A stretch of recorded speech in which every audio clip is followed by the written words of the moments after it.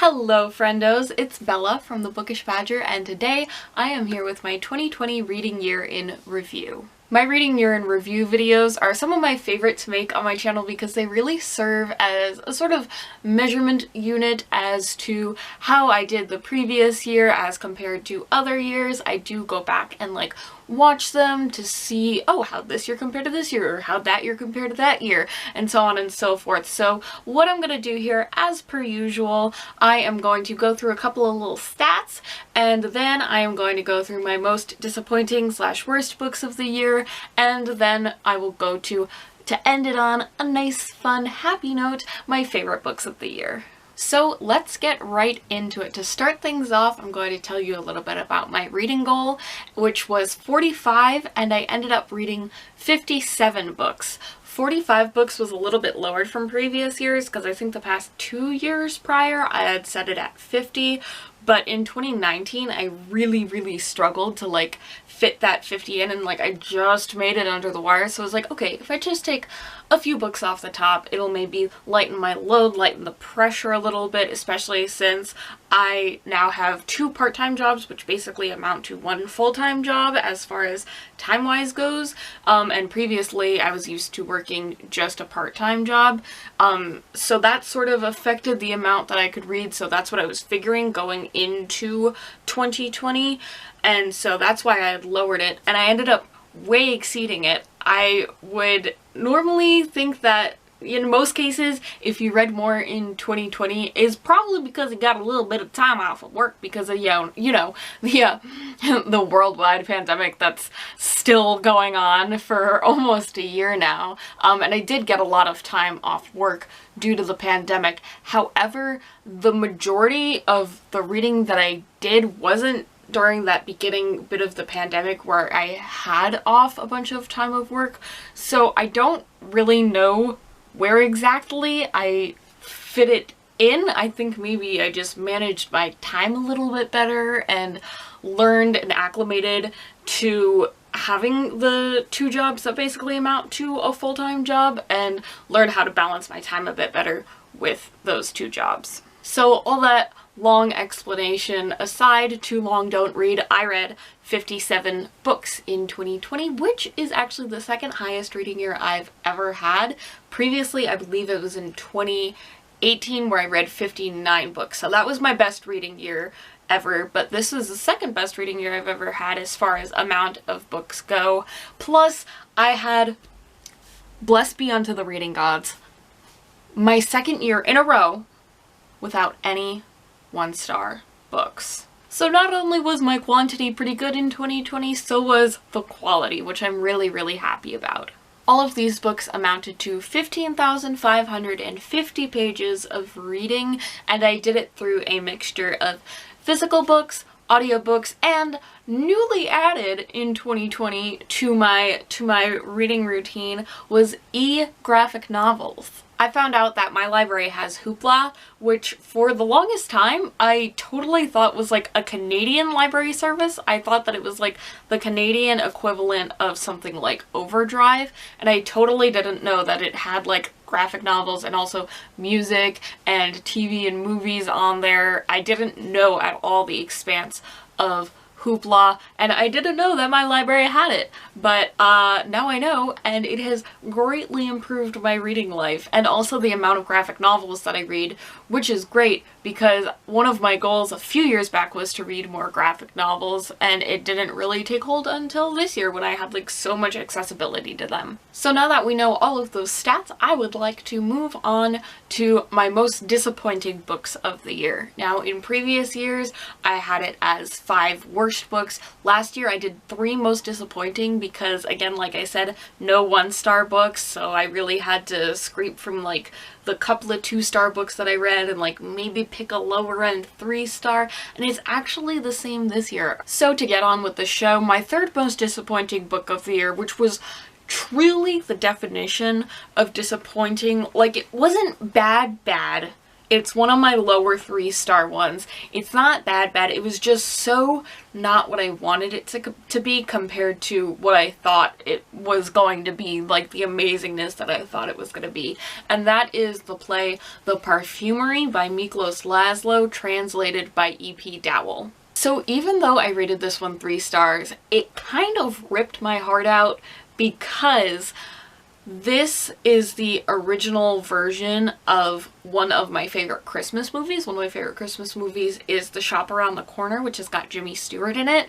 And this is like the original version of that. This is what that film was adapted from. And I don't know if it was translated poorly or if the play is just straight, like, not good compared to the movie, and I don't know if I'm comparing it to The Shop Around the Corner too much, but it just hasn't got any of the charm of The Shop Around the Corner. I was just expecting so many more Shop Around the Corner vibes. How many times can I say Shop Around the Corner? It's just like, in the movie, it's this really entertaining story of this guy and this girl who are writing each other love letters, essentially, like they met through one of those ads in the paper, Lonely Hearts Club or whatever, and they start writing each other letters, and it turns out they work in the same store, and in real life how they know each other, they hate each other, like they cannot stand each other, but meanwhile they're writing these great love letters to each other. If you've seen the movie You've Got Mail, You've Got Mail is also based on it, and so that's probably the most popular version of it. But anyway, in this version, like, you just didn't really see when they started liking each other in real life, or like why, like they were screaming at each other and being like really terrible and mean to each other up to the very end, so that when it was the final season of like, wait, I love you, hold on, like in the movie it's this really sweet, beautiful, like tender moment, and in this it was like scream, scream, scream, oh I love you, oh yay, the end, and it was like, that was abrupt. So in the end, my problem with it was that it just didn't have enough, or really at all, of the feeling or heart that I wanted it to have, which is why it makes my top 3 list of most disappointing of the year. My next most disappointing of the year was, unfortunately, Looking for Alaska by John Green. I just really, really, really want to like John Green's books and writing style, and this is my 3rd book by him now that I've read. I've also read The Fault in Our Stars, and I've read Paper Towns, and I just can't get there. No matter how much I want to, I haven't liked his stuff yet. I think every book I've read by him I've rated 2 stars, which is pretty low rating for me, and I'm just not into it. I read this one because it's on the PBS Great American Read list, and if you don't know what it's about, it's what all John Green books that I've read so far are about, which is basically somebody pining after a manic pixie dream person, and it doesn't work out because something happens to the manic pixie dream person, as it always seems to do. And with this book, as with all John Green books I have read thus far, in my opinion, it doesn't really feel like a story that is interesting, and it doesn't feel like characters who have their own personality. It all just feels like a vessel for John Green to talk about his opinions and his thoughts on certain issues, and all of the characters sound exactly the same in that they all sound like John Green. Which is fine if you want to like listen to a podcast that's got John Green on it, or if you want to watch John Green's YouTube videos and John Green is talking as John Green, but when I'm reading a story with multiple characters, I expect them to sort of have their own personality. Which sounds super harsh, I realize how it sounds, but like, I just don't vibe with it. I understand that people do. I appreciate that there are people who do like John Green's books. I have just not been one of them so far, and Looking for Alaska did not, unfortunately, change my mind. And the last one I don't have here physically to present with me, and I have Windows Movie Maker, which means I don't have the ability to insert pictures of it, but it's just the way it goes. But anyway, the final book is The Call of the Wild by Jack London. This is another one that I read because of the Great American Read, and it just wasn't it. It was very, very, very dry and bland, and the whole thing was basically, look, dogs getting abused. Look, dogs running. Oh look, more running. Oh, dogs are fighting with each other now. And now they're running again. I want something more in my books than just like, this happened, and then this happened, and then this happened, and then this happened. And that's very much what this book felt like. And besides that, the characters were all very one-dimensional, so it was like, I'm the bully dog, and I tried to kill this other dog, and I'm the dog with the scar. That's a personality now! Or I'm the sweet dog, and I'm the hero dog. Like, I want a little bit more than that level of flat. And besides that, the animal abuse was a lot to read about. And it came from human to dog and also dog on dog, which I guess is just trying to show like, oh, this is what really happens in the wild, but like, it felt like it was just there to make something, literally anything, happen in the plot because there was nothing else going along at so many points. So to wrap that portion up, those were my top 3 most disappointing books of the year, which I think like only saying like I can only seriously say that 3 books really disappointed me this year.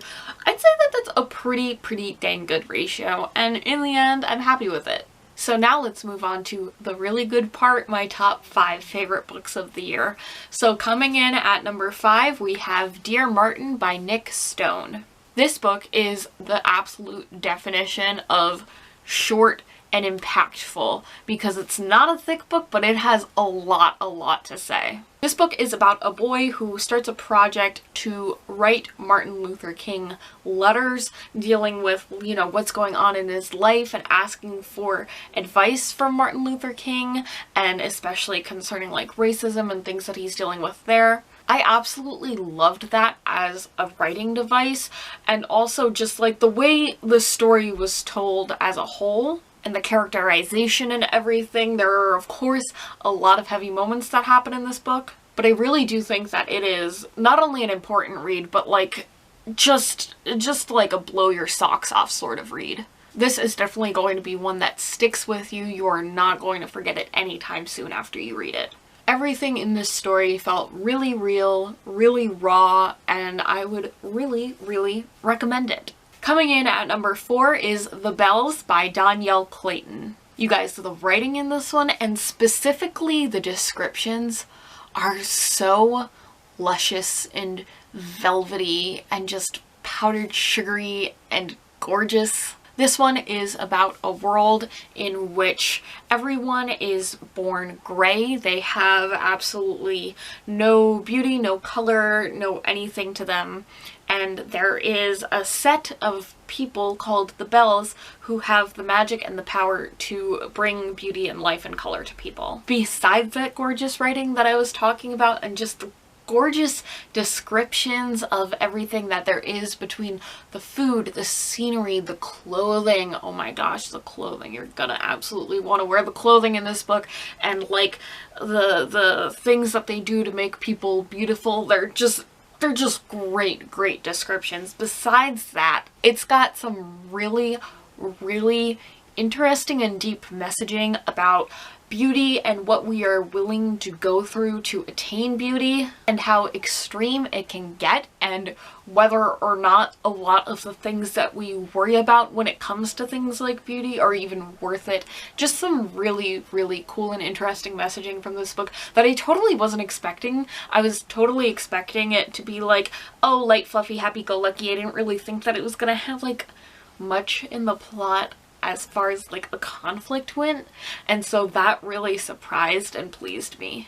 And on top of that, this is a duology, and I did read the second one this year as well, which I would also recommend. And in exciting news, I'm actually going to have the books here, these last 3, to hold up for you so you can see their covers. So coming in at number 3 is The Picture of Dorian Gray by Oscar Wilde. This is an ugly cover that is just not cute, and it's a really old copy. It is falling apart in places. It's really bent and yellowed and stuff because this is actually my mom's old copy, which she got from like a thrift store or a used bookstore or something on top of it. So this is a pretty dang old copy, but the story that's in it, ooh, absolute chef's kiss, so good. I think I can say with a fair amount of surety to my words that this is the best final 2 paragraphs I have ever read in a book. Just seriously, probably the most magnificently written ending that I have ever had the pleasure of gracing my eyes upon. I was legitimately speechless for like 5 to 10 minutes after reading the ending. I was just sitting there like I was just like spittling noises because I was just like, oh my god, that was insane. The rest of the book is amazing too. This absolute descent into madness that Dorian Gray goes into. And for those of you who don't know, the picture of Dorian Gray is about a guy who has a painting done of him, and he's like absolutely gorgeous. And when he has this painting done, he realizes just how gorgeous he is, and he starts to do everything he possibly can to preserve that gorgeousness. And what ends up happening is that instead of him aging, this painting does, but to have that happen, he has to do some pretty terrible things, and he gets himself into some pretty bad situations, and it's just a whole ride of seeing this guy absolutely just like crumble into this lifestyle of madness and absolute vanity. The life he ends up living from it is insane. And I would also like to say that this is another one that I read because of the PBS Great American Read list, and I just love where that list takes me. The fact that it can have books that are on my worst book list of the year, but it can also have books that are on my best book list of the year, and I am so glad that I picked this one up. I can also say now that this is one of my favorite classics, so that's pretty cool. I like that I'm getting to read a few more classics, and that this one I enjoyed so highly.